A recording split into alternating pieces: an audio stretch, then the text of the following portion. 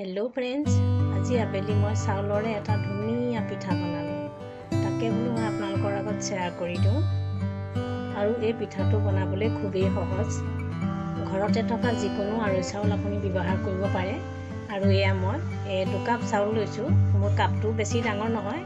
মই আমাৰ ঘৰত 3জন মানুহ আছে, তাৰে মই হিচাপত এই পিঠাটো মই বনাইছোঁ আৰু চাউলো মই সেইটো হিচাপতে লৈছোঁ। আপোনালোকেও যদি বনাওঁ বুলি ভাবে তেতিয়াহ'লে আপোনালোকে কম বেছি কৰিব পাৰে।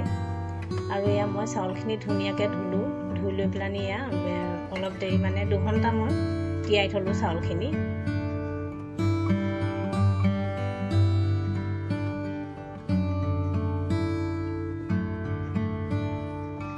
আৰু এয়া মই 2 ঘণ্টাৰ পিছত চাউলখিনি এয়া মিক্সি জাৰত দিছোঁ। তাৰপিছতে এয়া গুড়ি কৰি ল'লোঁ। চাউলৰ ধুনীয়াকৈ পিঠাগুড়িখিনি হৈ গ'ল। ৰাতিপুৱা বা গধূলি চাহকাপৰ লগত কিবা এটা নহয় কিবা এটা আমাৰ ভাল বস্তু খাবলৈ মন যায়। আৰু এইটো এটা সুন্দৰ পিঠা মই বনাইছোঁ আবেলি চাহকাপৰ কাৰণে। আৰু এই পিঠাটোৰ কাৰণে কোনো বস্তুৰ বেছি প্ৰয়োজন নাই। এয়া চাওক, মই এই বাতিটো মোৰ নিজৰ আন্দাজ অনুসাৰে মই বাতিটোত এবাতি পিঠা লৈছোঁ। পিঠাগুড়িখিনি মিক্সিত দিয়া হ'লেও হ'ব, নহ'লে ঢেঁকীত দিয়া হ'লেও হ'ব, আৰু নহ'লে মিলত দিয়া হ'লেও হ'ব। আৰু এয়া আপোনালোকে দেখিছে মোৰ বাতিটো বেছি ডাঙৰ নহয়। মই মোৰ নিজৰ 3জন মানুহৰ কাৰণে এটা পিঠা বনাবলৈ লৈছোঁ। আৰু এইকেইটা পিঠাগুড়ি বাচিলে এইকেইটা মই এতিয়া ছাইড কৰি থৈ দিওঁ।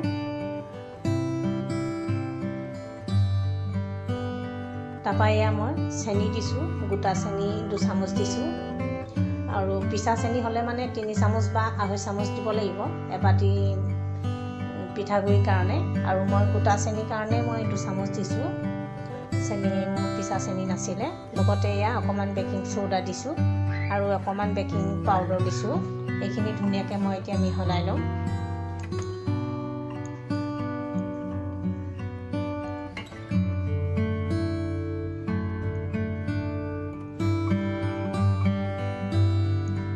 তাৰপৰা এয়া মই গাখীৰ লৈছোঁ।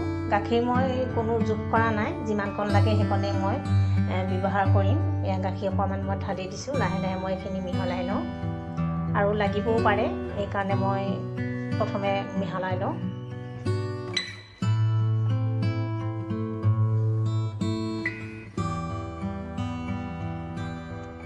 আৰু এয়া পিঠাগুড়িখিনি অকণমান ডাঠমূৰীয়া হৈ আছে, সেইকাৰণে মই আৰু 2 চামুচমান গাখীৰ দি দিছোঁ। তাৰপৰা এইখিনি এতিয়া ধুনীয়াকৈ মই মিহলাই লওঁ, ঘূলি লওঁ। আৰু কেক বনাবলৈ যিটো পেষ্ট তৈয়াৰ কৰা হয় সেইটোৰ নিচিনাকৈ মই এই পিঠাগুড়ি পেষ্টটো বনাইছোঁ। এয়া চাওক, একদম কেকৰ পেষ্টটোৰ নিচিনাকৈ বনাইছোঁ। সিমানেই ডাঠ কৰিব লাগিব, আৰু পাতলা হ'লে বেয়া হ'ব বা ডাঠ হৈ থাকিলেও বেয়া হ'ব। এয়া চাওক, এনেকৈ এটা ধুনীয়া লেয়াৰ মই বনাই লৈছোঁ। এয়া চাওক।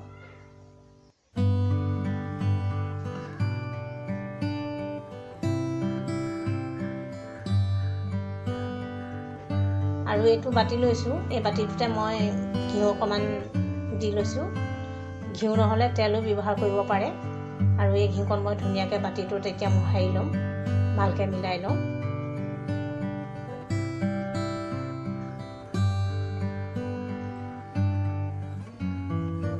তাৰপিছতে মই এতিয়া এই পেষ্টটো ইয়াত ঢালি দিছোঁ। পেষ্টটো একদম কেকৰ নিচিনা পেষ্টেই বনাইছোঁ। আৰু ইয়াত যদি কিবা কিবি বোলে বাদাম দিয়ে, বেলেগ আৰু দিয়ে ফ্ৰুট, সেইবোৰ আপোনালোকে দিব পাৰে।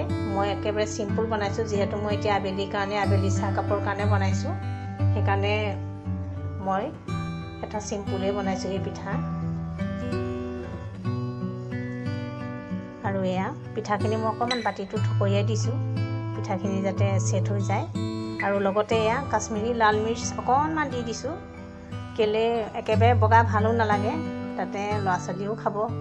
একেবাৰে বগা বুলি ক'লে তাহাঁতি অকণমান বেয়া পায় দিয়কচোন। সেইকাৰণে মই অকণমান কাশ্মীৰী লাল মিৰ্চ দি দিলোঁ, দেখিবলৈ ধুনীয়া হ'বৰ কাৰণে। আপোনালোকে কিবা ফ্ৰুট চুটো দিব পাৰে, বাদাম। আৰু এয়া কলপাতকেইখন কেৰাহীখনেদি মই আগতে পানীখিনি উতলাই থৈছিলোঁ। এয়া উতল আহি আছে, আপোনালোকে দেখিছে তলত সেয়া কলপাত দি দিছোঁ। তাৰপিছতে বাতিটো বহুৱাই মই ঢাকন লগাই দিছোঁ। আৰু এয়া চাওক পিঠাটো বেছি সময় নালাগে, এইটো বনাবলৈ খুব বেছি 10 মিনিট বা 15 মিনিট লাগে। মই আৰু গেছৰ ফ্লেমটো মই হাই ফ্লেমত দিছিলোঁ আৰু খুব ধুনীয়া এটা পিঠা তৈয়াৰী হ'ল মোৰ। এয়া চাওকচোন ইমান ধুনীয়া ফচফচীয়া, একদম দেখিবলৈ ধুনীয়া আৰু খাবলৈ সোৱাদ লগা, খুব ভাল লগা এটা পিঠা মই আবেলি বনালোঁ। আৰু এয়া চাওকচোন কম খৰচতে আৰু কম বস্তুতে মই পিঠাটো বনালোঁ। আৰু ইয়াৰে এপিচ আপুনি আবেলি একাপ চাহৰ লগত খালে আপোনাৰ আৰু ভোক নালাগে। আৰু পিঠাটো একদম ভিতৰৰ ফালে সিজিছে খুব ধুনীয়াকৈ, খুব কোমল আৰু বাতিটোৰ পৰা খুব সহজতে এৰ খাই গৈছে। আপোনালোকক মই দেখুৱাই দিছোঁ কিমান ধুনীয়াকৈ বাতিটোৰ পৰা এৰ খাই গৈছে।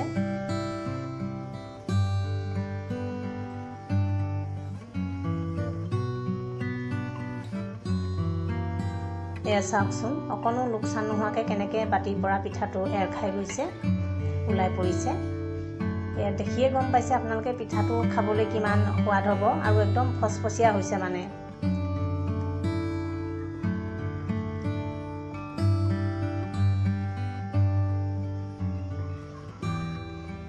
আৰু এয়া মই আপোনালোকক কাটিও দেখুৱাই দিছোঁ।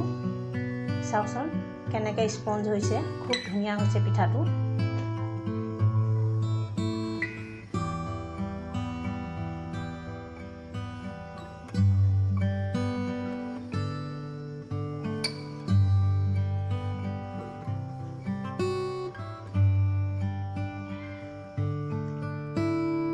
আৰু এই পিঠাটো খুবেই হেল্ডি, নাই তেল আছে নাই মছলা আছে।